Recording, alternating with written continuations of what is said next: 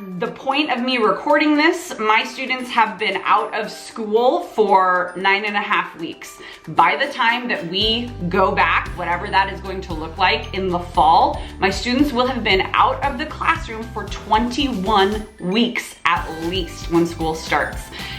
They're going to need the support at home, and their families, their parents, their guardians, their family members, the people close to them need our support as educators to help guide them through how to support their teenagers. Teenagers are kind of like an enigma anyways. They are balls of emotions and hormones, and that can be really intimidating for people, and it's hard to understand. And so today I am teaming with the Allstate Foundation. I am teaming with We Are Teachers to talk about the social emotional learning needs of our teenagers amidst this COVID-19 pandemic, and even just in general, how we can support them within the school setting as it is, and how we can help parents and family members support our students at home. So let's get started.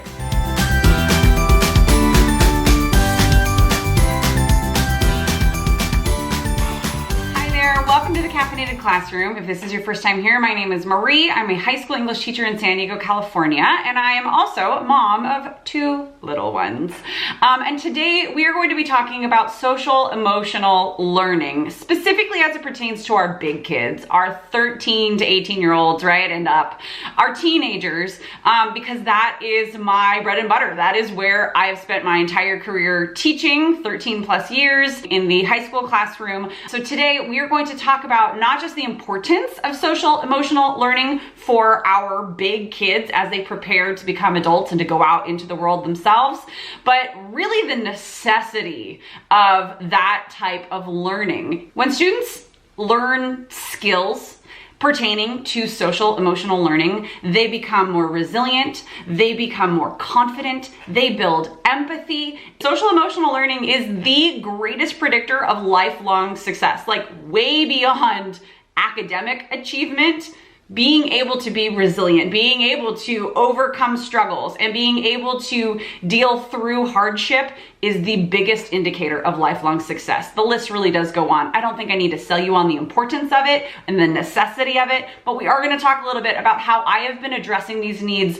I was going to say in my classroom, but as I am filming this right now, we are in the midst of the COVID-19 pandemic, so I am not in my classroom. I am at a home makeshift studio. Kind of looks like my classroom. Those of you who have been watching my channel for a minute, because it's the same papers as on the walls in my classroom, and these needs, these social and emotional needs of our students are more important than ever because the world is upside down. It's upside down for all of us. We teachers are struggling, and our kiddos are struggling too, and so are their families. So we're gonna talk a little bit, like I was saying, about what I've been doing with my classes to promote social emotional learning in an academic standpoint, like in an academic way, and in a very non-threatening way. I'll explain. It definitely employs growth mindset, but in a way that is, I have found, much more effective than anything I've tried before. And then we're also going to be talking about how to support families at home with encouraging social emotional learning in their teenagers. Okay, so this current term, I am teaching 1 10th grade class and 2 12th grade classes. And we're gonna be talking about one of the assignments, one of the units that I have been doing with my 2 12th grade classes.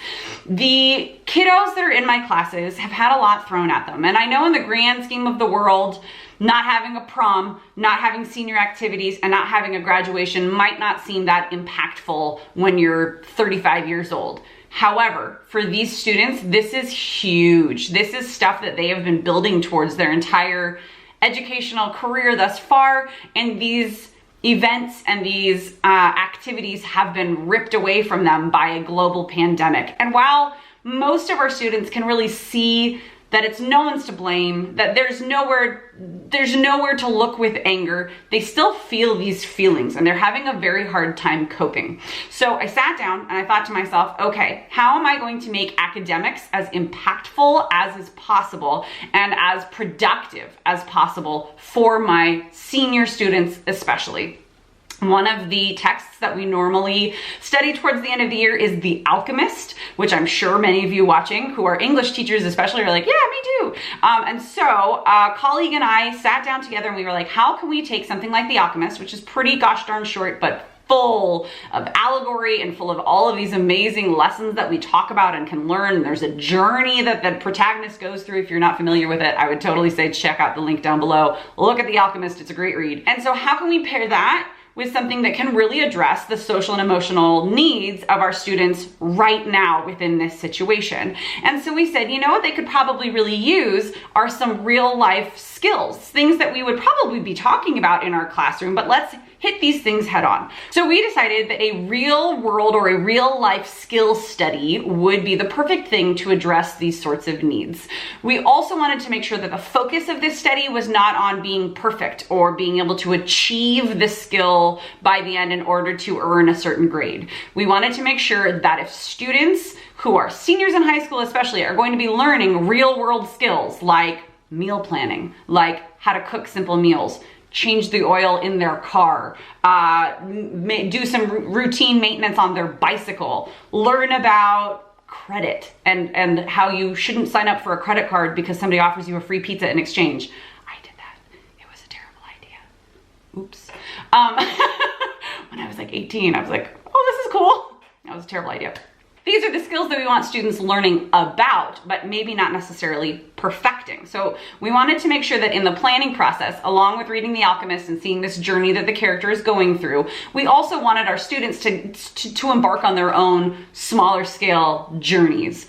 And so over the course of 2 different weeks, our students are learning 2 different real world skills. So what we had students do so that they weren't so focused on what they've been trained to do their whole entire academic lives, which is learn about something, practice something, do it to perfection. Learn about something, practice something, do it to perfection, get an A, right? Like that's the hoop that our students are used to jumping through. And that's where a growth mindset becomes really important because we're not all going to succeed all the time. This assignment, this real world skill study is not about succeeding. It's about learning through a process. And so here's what we had our students do. Step 1, they had to name whatever skill it was. Cooking. A lot of kids just said cooking and then they started to like focus in a little bit. They had to almost do like a KWL, know, want to know, learn chart. In a way, they listed and just brain dumped all the things they already knew about the skill. I already know that cooking is this. I know that I want to learn this because blah, blah, blah, like just brain dump. Then we had them ask questions. What else do you want to learn about cooking? How do I know if chicken is done? How do I know if vegetables are done? How do I know if I'm not poisoning myself? Like lots of really good cooking questions and that sort of a thing. That was step 1. And then the end of step 1 is to gather information and figure out where they are going to learn this skill. I'm not the one teaching my students cooking. They're the ones who are teaching themselves cooking by gathering information and resources on the internet, from real people that they know, from cookbooks, if it's cooking, gathering those resources, step 1. Then step 2 was to start learning, to practice and to document along the way how that went. That meant jotting down some notes. If they tried to make some mac and cheese, how did that go? What was hard? What was easy? And they just kind of had a little, almost like journaling process that went along the way. And a lot of kids took snapshots of themselves cooking as they went. So cool to be able to see what they made. So step 2 is learn and practice and document it as you go. Step 3 is simply to reflect, not to perform, not to show all of the things that now you can do, not to show me all the things that you've learned, but to talk about how that process went. And so they had to write a little 1-page reflection for each of the 2 skills, because once again, they did a skill a week in this little mini unit, and they were reflecting on what did they learn that surprised them? What did they reinforce that they already knew about whatever this skill was? What do they think they would do in the future? How would all of these things look to keep on practicing this skill? And that's what the reflection looked like. My epiphany was that it is not at all about the end and anything academic, any sort of an academic skill. Students are only going to want to learn how to do it and perform and jump through the hoop because that's what we've been training them for their entire lives. Instead, I don't really care if they can change the oil, but what have they learned about how to change an oil? What have they learned about the tools that they will need? What have they learned about the process? What have they learned about the support that they're going to need to be able to do this? That was so impactful and just so good. It was just so good. So this brings me to how then, with all of this momentum that I've gained, how can I help parents and other family members support their teenagers at home, because they are going to be home for much longer. They've been home for a while now, and so now I want to be able to share some resources, and that is where the Allstate Foundation comes in. They have this amazing resource, and I know I say amazing a lot, but this is phenomenal. It is comprehensive, but also extremely approachable. It is called their Happy Successful Teens Social Emotional Learning Parent Guide, and I think that parents can sometimes be a little bit wary of opening up a parenting guide, because it makes us feel like we don't know what we're doing, like we can't handle our own kids if we have to look somewhere else for help. But quite frankly, I want to be able to share this resource with the parents of my students who are also going through this crisis as well. And I'm going to show you guys a little bit of what this guide looks like,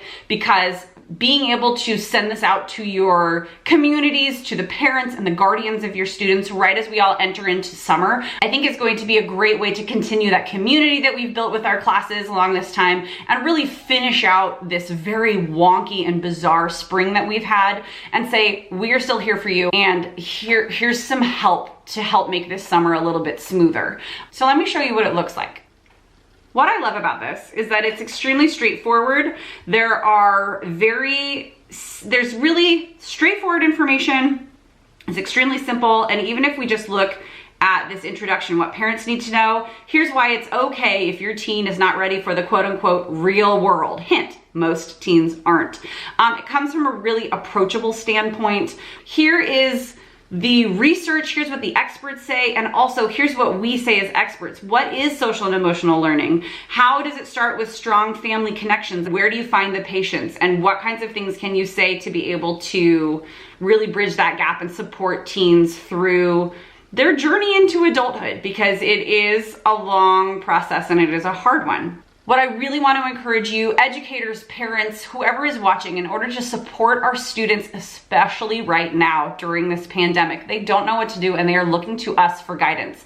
And guess what? We don't really know what to do either. We have got some great resources, just like this guide. So let's share it to the masses as much as we possibly can. There is a link right down below. Please copy and paste it. If you are a teacher, send it out to your community. Send it out to other teachers. That's what I am doing. I'm sending it out to my entire staff. We need to support each other in a social and emotional way more than ever. We are into a recession. School is not going to look the way that it ever did before. Nothing seems quite right, and it's all kind of scary and it's all upside down.